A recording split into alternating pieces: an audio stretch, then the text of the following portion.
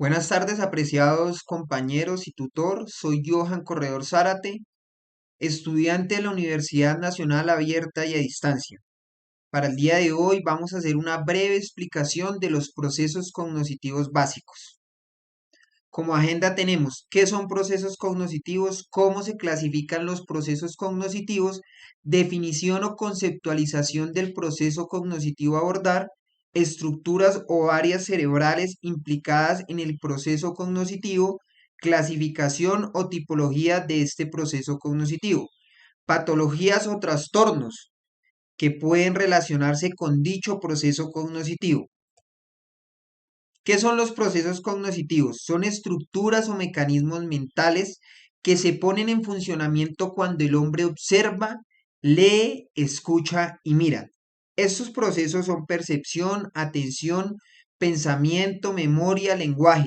Los procesos cognitivos desempeñan un papel fundamental para el desarrollo de la vida de cada ser humano, ya que todo el tiempo está percibiendo, está atendiendo, está pensando y está utilizando la memoria del lenguaje. Como nos podemos dar cuenta, estos procesos cognitivos se emplean en todas las actividades realizadas a diario por el hombre, ya sea voluntariamente o involuntariamente. ¿Cómo se clasifican los procesos cognitivos? Tenemos procesos cognitivos simples o básicos o procesos cognitivos complejos o superiores. Dentro de los procesos cognitivos simples o básicos encontramos sensación, percepción, atención y concentración y la memoria. Dentro de los procesos cognitivos complejos o superiores encontramos pensamiento, lenguaje e inteligencia. Los procesos cognitivos específicamente a abordar el día de hoy son la memoria y la atención.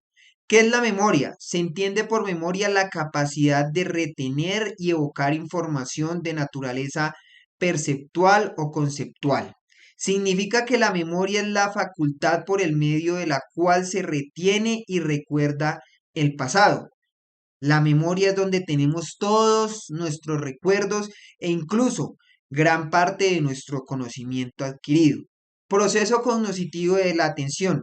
Se da cuando el receptor empieza a captar activamente lo que ve, lo que oye, y comienza a fijarse en ello o en una parte de ello, en lugar de observar o escuchar simplemente de pasada.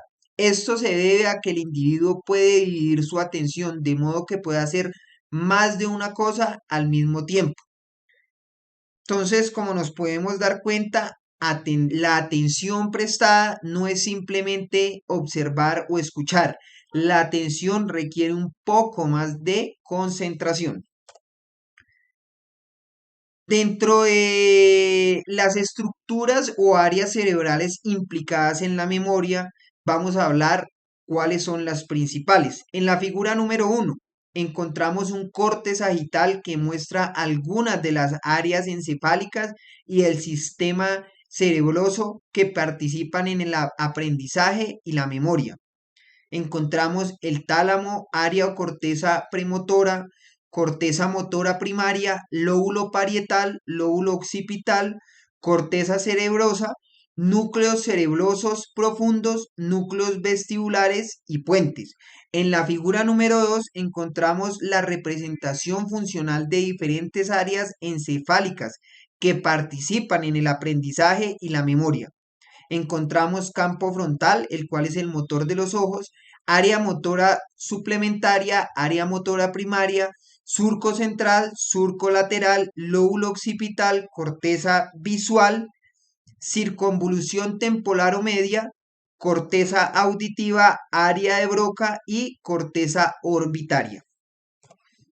Dentro de la estructura o área cerebral implicada en la atención, podemos encontrar la formación reticular, la amígdala, el hipocampo, ganglios basales, el tálamo, la corteza cerebral, la cual es importante para el análisis de la información cerebral, y dentro de esta composición de la corteza cerebral vamos a encontrar el lóbulo parietal, el cual es importante para la atención selectiva visual, aspectos especiales de la atención, cambio atencional, asignación de los recursos de la atención.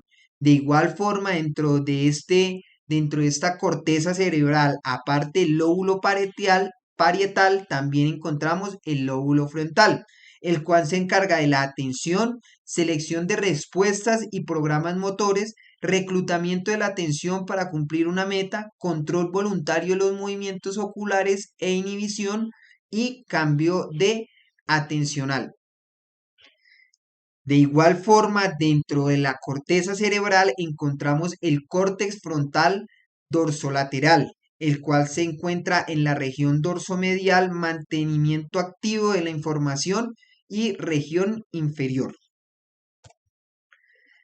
La clasificación y tipos de memoria. Viramonte 2000 expone tipos o almacenes de memoria que han sido presentados por algunos estudiosos, la sensorial de corto plazo y la de largo plazo. Vamos a hablar primero de la memoria sensorial. La memoria está relacionada con la llegada de la información a un órgano receptor, el ojo, hasta que el cerebro ha realizado su percepción. Su función operativa es de segundos. La entrada de la información es muy rápida, la persistencia es muy breve. Se diría que antes de que ocurra otra fijación, ya ha desaparecido lo anterior y la evocación depende de la velocidad con la que el cerebro procesa la información. Memoria operativa. Esta memoria, más que ser concebida como un almacén donde se guarda información por un tiempo breve, antes de pasar a la memoria de largo plazo, se figura como un sitio en el que se integra la información, se recibe del exterior o información nueva con la que estaba almacenada en la memoria a largo plazo.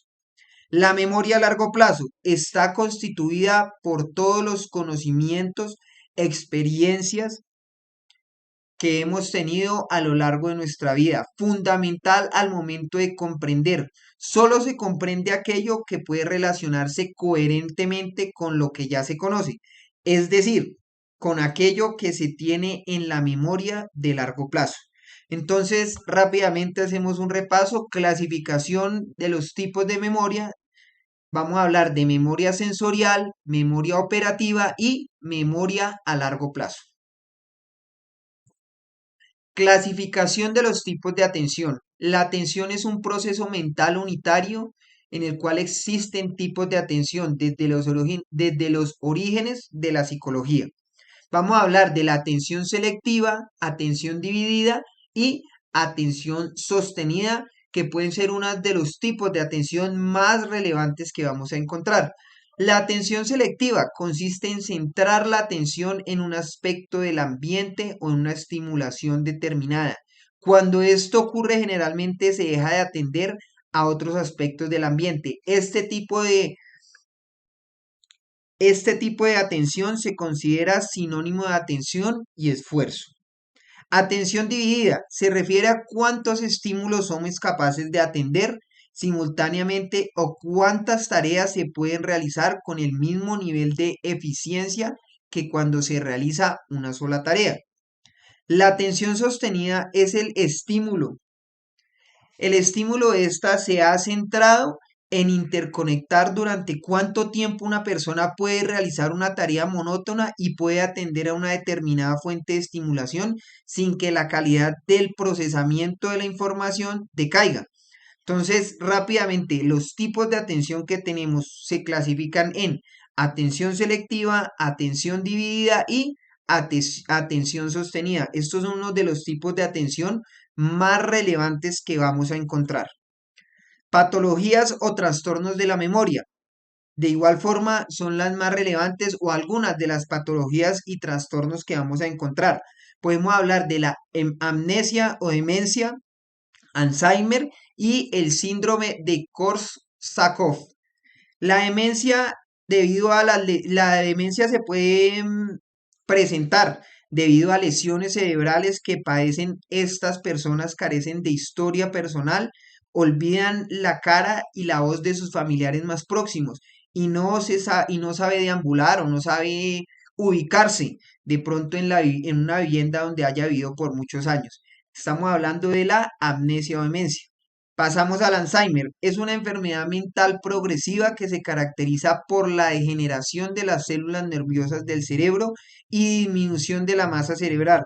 Las manifestaciones básicas son la pérdida de memoria, desorientación temporal y espacial. El síndrome de Korsakoff es una enfermedad producida por un consumo continuo en el tiempo de cantidades importantes de alcohol. Entonces, hablamos de que la amnesia o demencia es una patología y el Alzheimer y el síndrome de Korsakoff puede convertirse o ya son trastornos de la memoria. Patologías o trastornos de atención.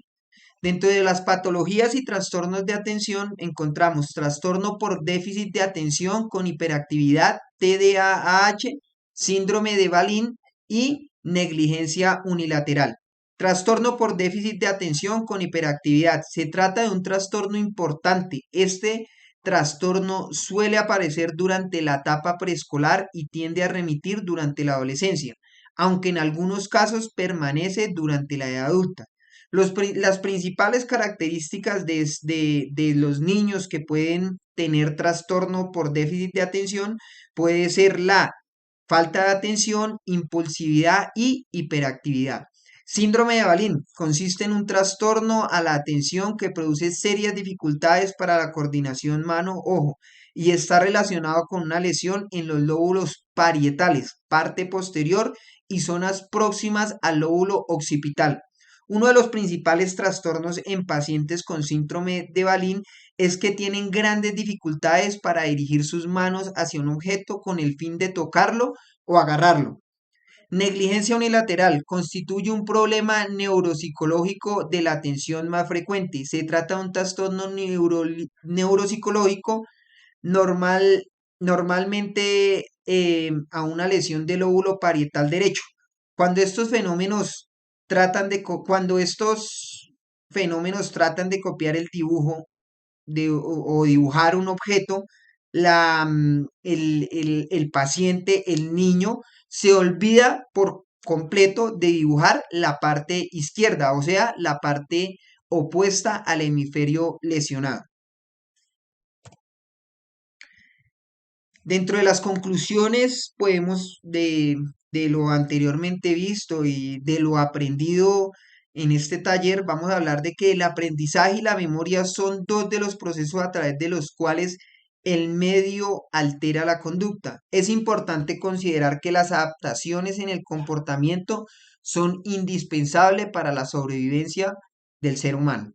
Estas adaptaciones requieren de ajustes en los sistemas encefálicos, motores, sensoriales y de asociación límbica, multidimensional, multimodal, etc., así como en sistemas más especializados para almacenar información. Es evidente que el aprendizaje y la memoria no están confinados a una zona específica del encéfalo ni un número especializado de células de la memoria que almacenan experiencias de nuestras vidas y conductas aprendidas, independientemente del resto de las funciones encefálicas. Muchas gracias por su atención prestada y esto fue todo por el día de hoy.